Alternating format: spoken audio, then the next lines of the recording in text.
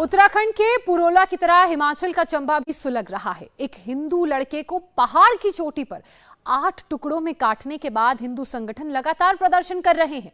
चंबा में धारा 144 लागू कर दी गई है, लेकिन देवभूमि क्षेत्रीय संगठन ने 22 जून को धारा 144 तोड़ने का अल्टीमेटम दिया है।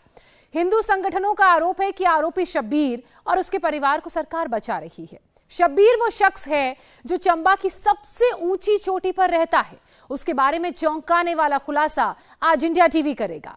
हिंदू युवक को प्रेम प्रसंग में पहाड़ की चोटी पर बर्बर तरीके से उसका कत्ल किया गया। इस पूरे हत्याकांड की इन्वेस्टिगेशन के लिए इंडिया टीवी की टीम चंबा की उस चोटी पर ट्रैकिंग करके पहुंची। वहां अब भी हत्याकांड के सबूत बिखरे पड़े हैं। चंबा मर्डर पर इंडिया टीवी की सबसे बड़ी इन्वेस्टिगेटिव रिपोर्ट आप देखिए।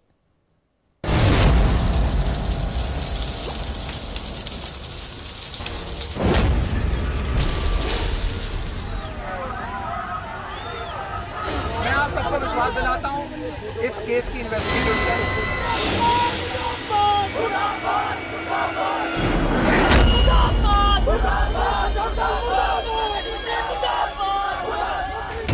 उत्तराखंड के पुरोला से 550 किलोमीटर दूर हिमाचल प्रदेश का चंबा है। दोनों में एक चीज कॉमन है, वहां भी हिंदू संगठनों का पारा हाई है और बर्फीली वादियों में हिंदू मुसलमान की आग धधक रही है।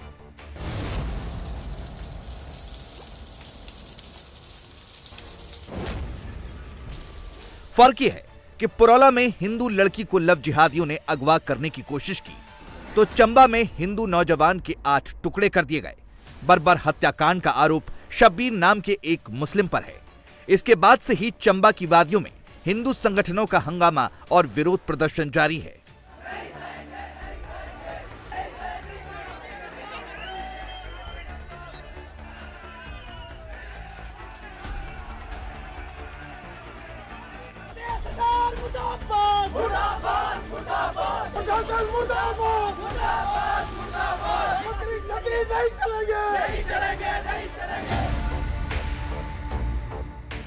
चंबा की चोटियों पर मुस्लिम लड़की से प्रेम प्रसंग में कैसे मनोहर का बर्बर मर्डर हुआ, इंडिया टीवी ने चंबा की दुर्लभ पहाड़ियों चोटियों पर जाकर इसकी पड़ताल की।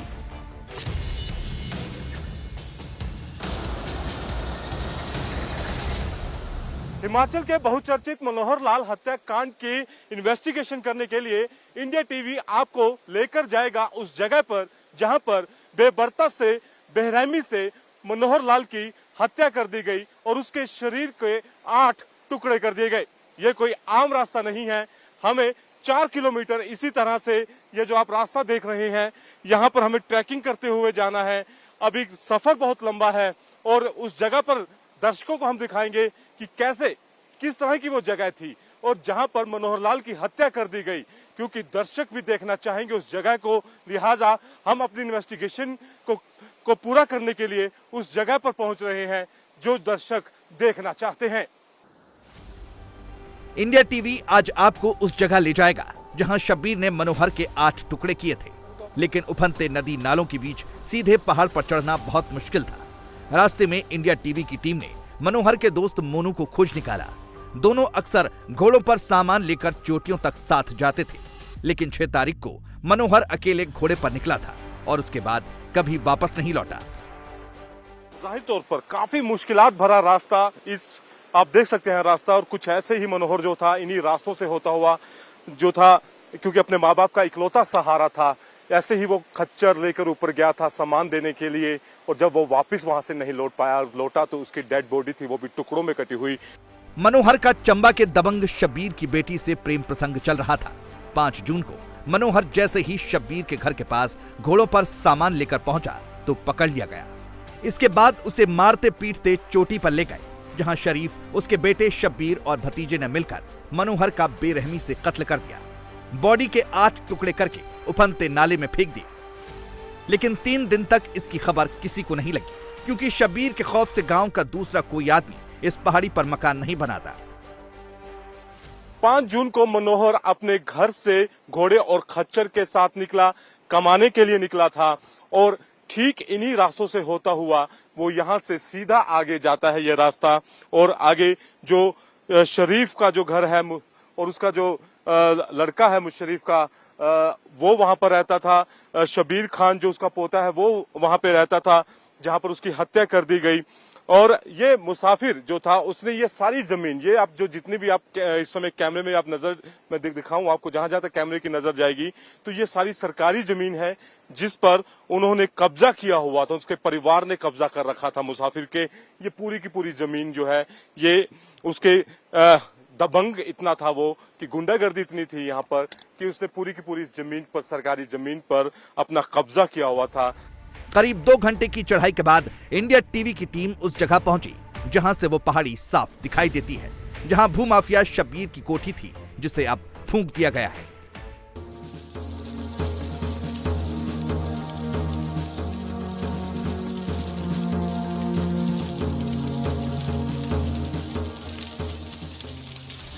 नौ जून को मनोहर के घोड़े चोटी से वापस गांव लौट आए, लेकिन उनके साथ मनोहर नहीं लौटा। गांव वालों को अनहोनी की आशंका हुई तो उसकी खोजबीन शुरू हुई। निधियाराम ने सबसे पहले शब्बीर के घर के पास झरने के किनारे मनोहर का जूता देखा। उसके बाद एक एक कर मनोहर के शरीर के टुकड़े अलग अलग जगह से बरामद किए गए। 2-3 दिन हम पूरे जंगल को हमने छाना। तो मेन जो अभियुक्त है, आप कह रहे हैं कि मुसाफिर है, जो शरीफ का लड़का था, जो शरीफ का लड़का मुसाफिर है जी, और जो शब्बीर खान है वो उसका पोता है, वो उसका भतीजा है जी। लेकिन शरीफ खान का तो पोता हो, शरीफ खान का पोता है जी, मुसाफिर का भतीजा। मुसाफिर का भतीजा जी। तो जब आपने ये पूरा जंगल छाना यहाँ पर, तो जो मनोहर के घोड़े थे वो शरीफ के घर के पास ही मिले? वो शरीफ के घर के पास एक दिन रहे, एक रात रहे, और सुबह फिर मनोहर के अधवारी के पास पहुंचे वो। अच्छा। तब से मनोहर को ढूंढने के लिए पूरे जंगल को छाना हमने को 200 आदमी था। तो कहीं नहीं मिला? कहीं नहीं मिला जी। तो जो मनोहर के जो जूता मिला है, जिसके बाद पूरे जो ये घटनाक्रम जो था वो खुलता चला गया, वो कहाँ मिला? वो सर यहाँ से आधा किलोमीटर आगे, वहाँ नाली, बहुत बड़ा नाला, एक खतरनाक सा एरिया है, वहाँ पे मिला जी। करीब 4 घंटे की कठिन चढ़ाई के बाद इंडिया टीवी ने चंबा की उस चोटी पर वो झरना खोज निकाला जहां मनोहर का कत्ल शब्बीर और उसके परिवार ने किया था। 4 घंटे की कठिन चढ़ाई के बाद हम उस जगह पर पहुंचे हैं जहां पर मनोहर की डेड बॉडी को छुपा कर रखा गया था। अभी भी यहां पर जो उस दिन के साक्ष्य हैं वो यहां पर पड़े हुए हैं। ये फोरेंसिक टीम्स के ग्लव्स आप यहां पर देख सकते हैं, ये अभी भी यहां पर वैसे के वैसे हैं। और ठीक ये सामने जो आपको एक पेड़ नजर आ रहा है, वहां पर पहली बार मनोहर का जो जूता था वो दिखाई दिया। उसके बाद फिर ग्रामीणों को शक हुआ कि मनोहर की डेड बॉडी भी यहीं हो सकती है। और उसके बाद जो ग्रामीण थे वो ऊपर चढ़ते हुए आए और सबसे पहले उन्होंने इस जगह पर मनोहर के एक हिस्से को देखा, क्योंकि 3 पार्ट में उसकी बॉडी जो थी वो काटी हुई यहाँ पर डंप की गई थी। और उसके बाद पहला हिस्सा जो था वो यहाँ पर था। उसके बाद दूसरे हिस्से की तलाश करते हुए जो ग्रामीण थे वो आगे बढ़े और ठीक आपको मैं दिखाना चाहता हूं यहाँ पे कि उसके बाद जो दूसरा हिस्सा था वो यहाँ पर था, इस जगह पर। यहाँ पर भी फोरेंसिक टीम के जो ग्लव्स के हैं वो अभी भी पड़े हुए हैं। और जो तीसरा हिस्सा जो था मनोहर का, वो इससे ठीक जो झरना बह रहा है इससे ठीक थोड़ी दूर ये गुफा बनी हुई है, गुफानुमा एक छोटा सा एक बना हुआ है हिस्सा, ये आप देख रहे हैं। इसके अंदर बोरी के अंदर पैक करके रखा गया था। चंबा में हिंदू संगठनों के उग्र प्रदर्शन को देखते हुए प्रशासन ने धारा 144 लगा रखी है, लेकिन अब देवभूमि क्षत्रिय संगठन ने 22 जून को धारा 144 को तोड़ने का ऐलान कर दिया है। देवभूमि क्षत्रिय संगठन के अध्यक्ष रुमित सिंह ने आरोप लगाया है कि कांग्रेस सरकार आरोपियों को बचा रही है। उन्होंने कहा कि पुलिस ये तक नहीं बता रही कि आरोपियों को कहां रखा गया है और किस कोर्ट में पेश किया गया। सवाल ये उठ रहा है कि पोस्टमार्टम करने वाले एक कर्मचारी पर क्यों केस दर्ज किया गया है। अब सवाल उठता है कि शब्बीर आखिर कौन है और इतना ताकतवर कैसे बना? उसने करोड़ों की सरकारी जमीन पर कैसे कब्जा किया? शब्बीर भेड़ बकरियां पालता है, उसके पास 100 भेड़ बकरियां हैं। वो हर साल 200 भेड़ बकरियां बेचता है। वो कमजोर लोगों की बकरियां जबरन छीन लेता है। लेकिन ये शब्बीर की अधूरी कहानी है। असली कहानी ये है कि चंबा का शब्बीर करोड़पति है। अभी उसने 2-2 हजार के 97 लाख नोट एक्सचेंज कराए हैं। उसके पास 100 बीघा जमीन है जो उसने अवैध कब्जा की है। असली जमीन सिर्फ 3 बीघा है। अब शब्बीर की शख्सियत का एक और पहलू इंडिया टीवी आपको बताता है। वो जिस पहाड़ी पर रहता है वहां 10 फीट तक बर्फ होती है और करीब 4 महीने वहां बर्फ जमा रहती है। वहां से पूरा गांव नीचे लौट जाता है और गर्मियों में फिर अपनी भेड़ बकरियां और घोड़े खच्चर लेकर ऊपर जाता है। लेकिन शब्बीर बर्फ में भी नहीं लौटता। ऐसा क्यों है, ये बड़ा सवाल है। कितना पैसा मिला, आप आरोप लगा रहे हैं ना कि उसके घर से काफी पैसा मिला। तो अभी तो अंदाजा कोई पता नहीं, लेकिन सरकार बता रही है कि 2 करोड़ रुपए था उसका। तो काम वो सिर्फ बकरी चराने का ही बकरी का काम है सर। उसका बकरी का काम है, बाकी उसका और कोई काम नहीं है। और बकरी चराने के, बकरी वो चराता है, बकरी पालता है और उसी के पास 2 करोड़ के आसपास आएगा। 2 करोड़ के आसपास बता रहे हैं सर। तो आप अंदाजा लगा सकते हैं कि शरीफ, जो पूरा परिवार था शरीफ का, उसका बेटा मुसाफिर और शब्बीर खान उसका पोता, उनकी कितनी ज्यादा दमभंगई थी यहाँ पर कि उन्होंने 200 एकड़ सरकारी जमीन पर कब्जा किया हुआ था। ये एक इन्वेस्टिगेशन का पार्ट आप देख सकते हैं। जहां जहां तक आपको नजर जाएगी, ये हरे भरे जंगल जो नजर आ रहे हैं, ये सरकारी जमीन है। लेकिन यहाँ पर, और अगर किसी का यहाँ पर हक था तो वो शब्बीर के खानदान का जो हक था, शरीफ के खानदान का हक यहाँ पर था। शब्बीर खान उसका पोता है, मुसाफिर। शब्बीर जिस पहाड़ी की चोटी पर रहता है वहां से जम्मू का डोडा बाईं तरफ 4 किलोमीटर पड़ता है, जबकि कुपवाड़ा दाईं तरफ पड़ता है।